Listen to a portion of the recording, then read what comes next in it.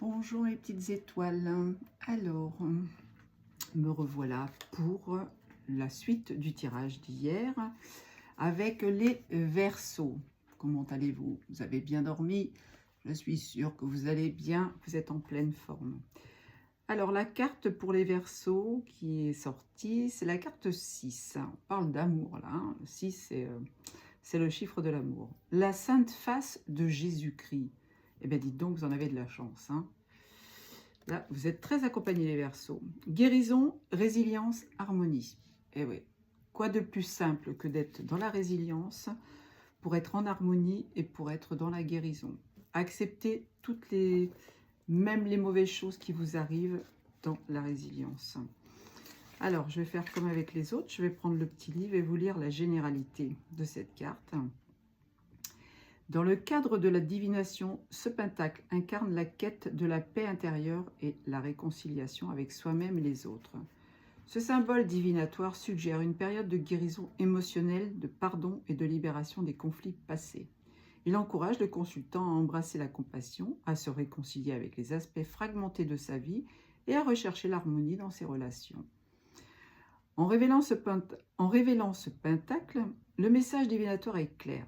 C'est le moment de penser les blessures, de restaurer la paix et de trouver une résolution grâce à l'amour et à la miséricorde. Dans votre vie professionnelle, ce pentacle inspire la résilience et la persévérance face aux épreuves professionnelles, rappelant que la force intérieure et la foi peuvent transformer les défis en opportunités de croissance.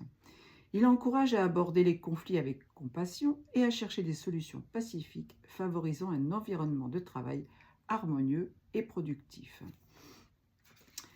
La vie sentimentale, ce pentacle est un symbole de guérison émotionnelle et de réconciliation, aider à surmonter les blessures du cœur avec grâce.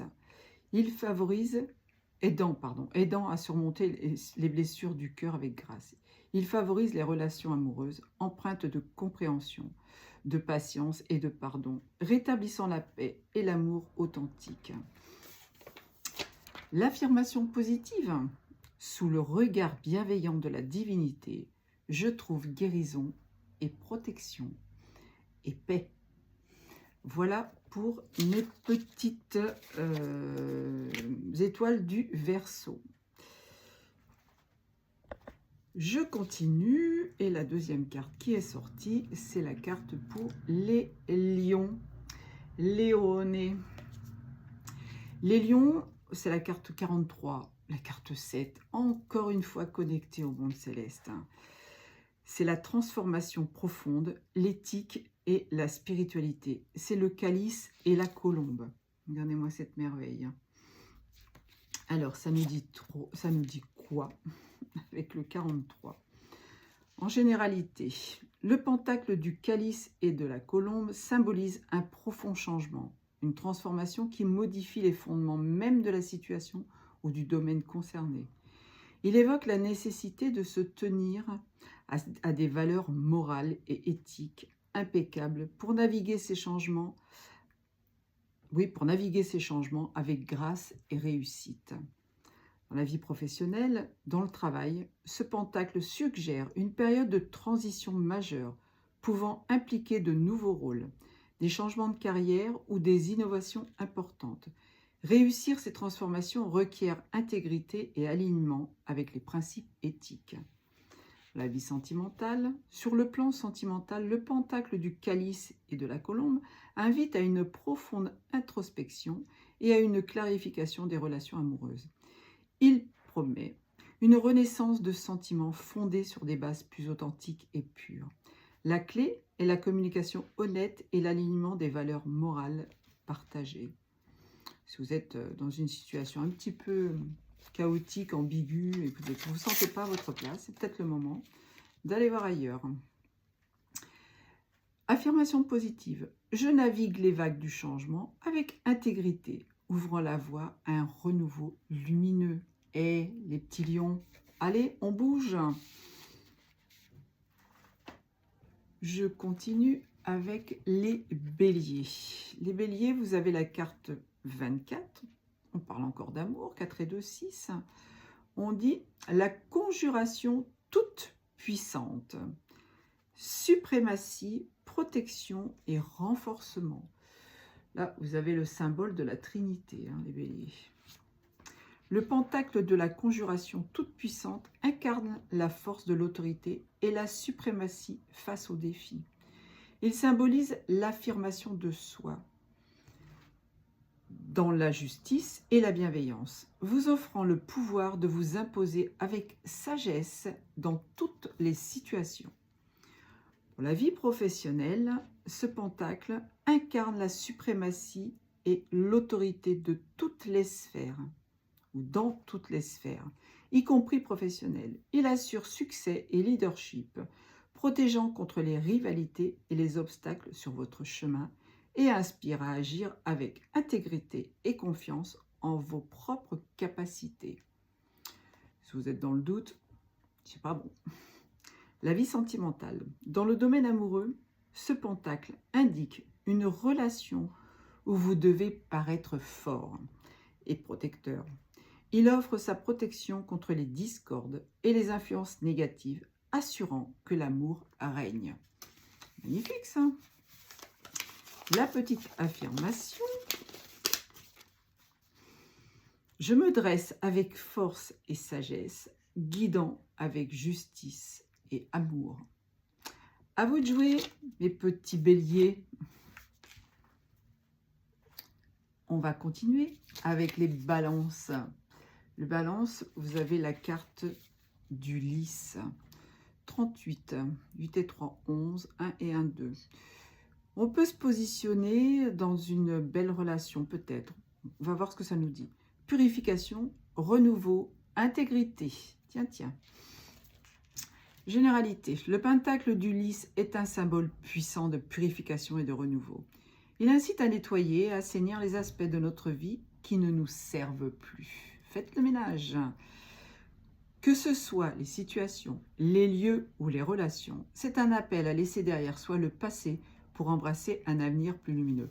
Bon, ça, je le dis souvent dans mes tirages, quand une situation ne vous correspond plus, c'est bon de faire le ménage, d'avancer, de passer à autre chose. Si vous tournez en boucle sur cette situation, vous ne pouvez pas ouvrir d'autres portes. La vie professionnelle. Le pentacle du lys incarne la quête de l'intégrité et de la pureté dans les affaires professionnelles.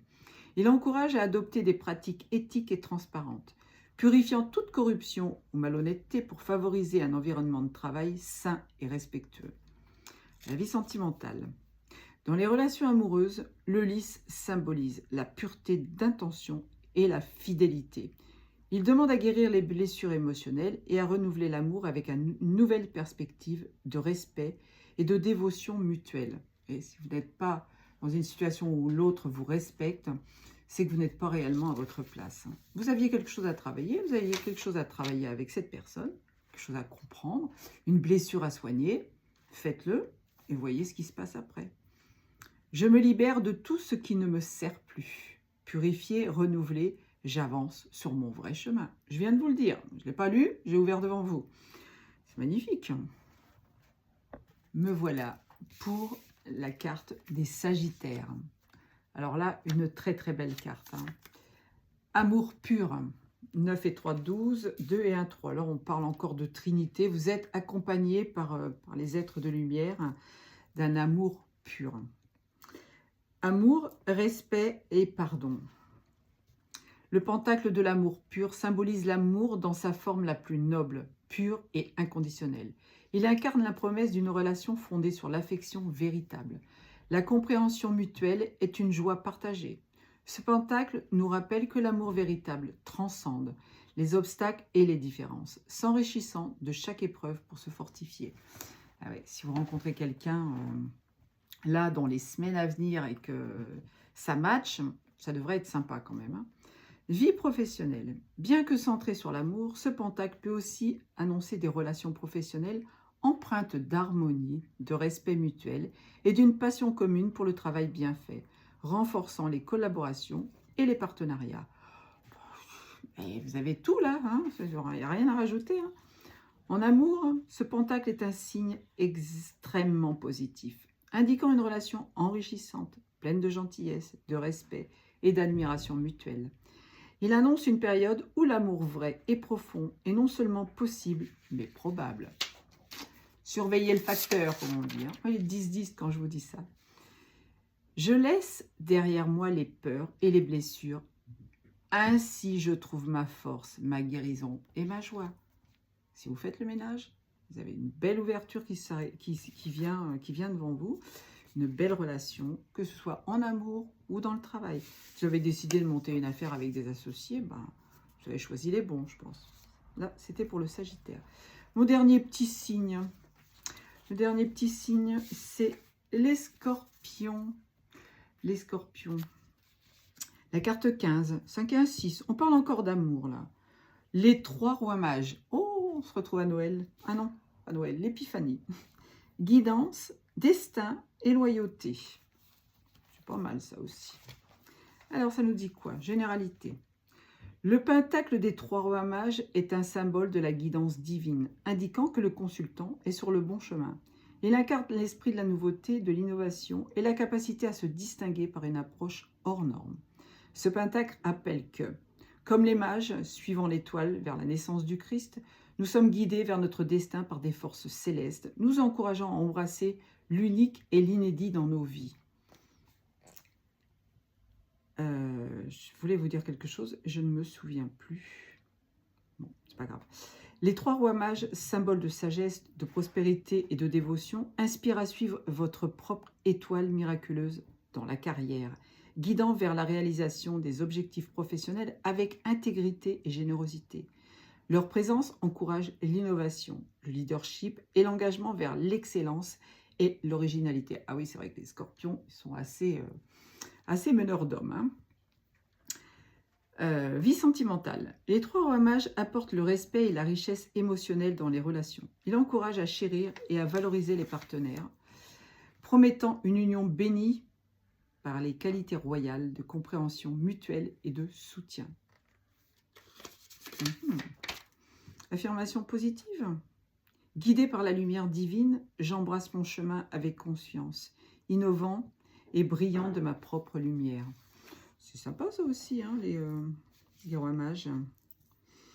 Voilà, bah je vais continuer avec le petit livre. Avec le livre oracle, j'ai ouvert la page à célébrer votre enfant intérieur. Eh oui, amusez-vous, jouez, dansez, chantez, faites des gommettes si vous avez envie de faire des gommettes. Faites de la peinture, de la pâte à modeler, du canevas, faites quelque chose qui vous fait vibrer, quelque chose qui vous fait du bien.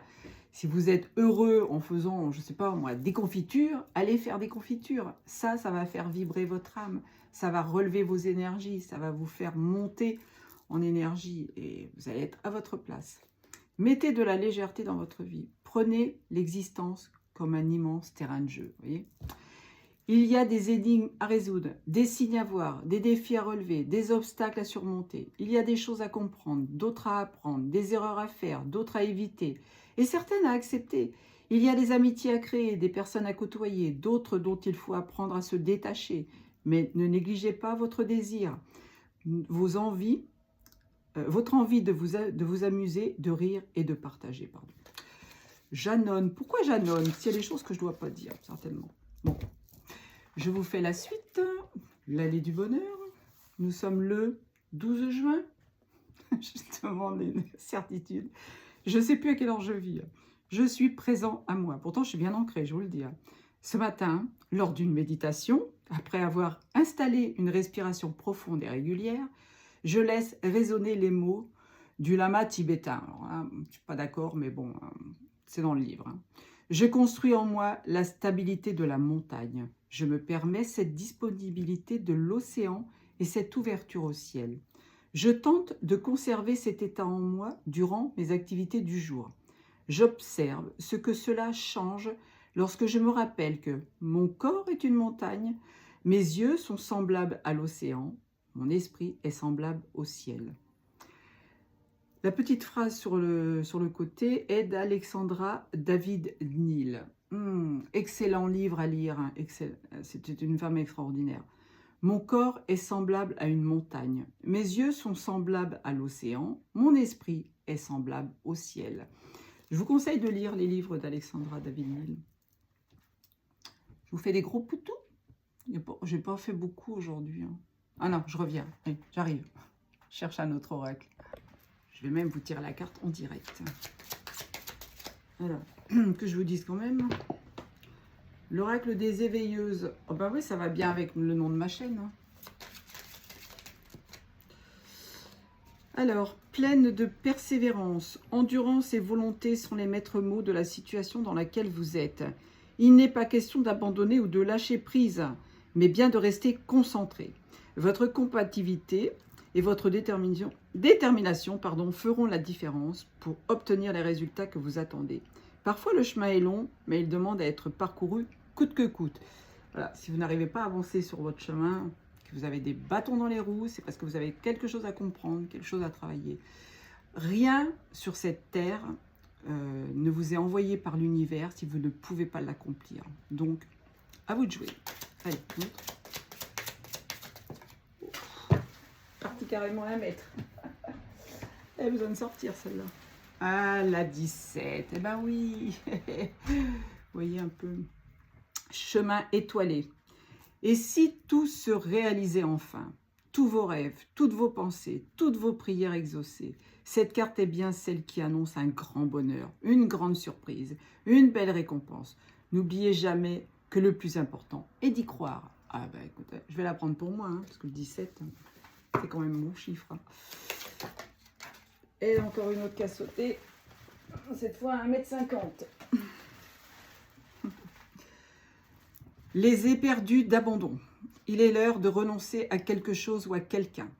Vous savez que cette étape est la clé pour votre individualité et votre liberté. Cette décision est difficile et vous pouvez vous accueillir dans cette difficulté sans culpabilité et sans vous blâmer. Vos émotions méritent d'être acceptées dans l'amour et le respect. Wow, c'est un beau message, hein. 17-17. Ça aurait pu être pour la carte d'avant, ça aurait été génial. Dépoussiérer le passé, on vous dit. Si vous êtes prêt, si vous prêtez trop d'attention au passé, vous ne pouvez pas vous tourner vers l'avenir. Certes, le passé renferme des leçons, mais il est également porteur d'histoires poussiéreuses qui apportent un léger goût d'ancien et révolu. C'est le moment de discerner, de nettoyer, de purifier, puis de fermer les portes du passé pour vous orienter pleinement vers le meilleur. Je vous le dis tout le temps. C'est encore confirmé par l'oracle des éveilleuses. Je vous fais des gros poutous.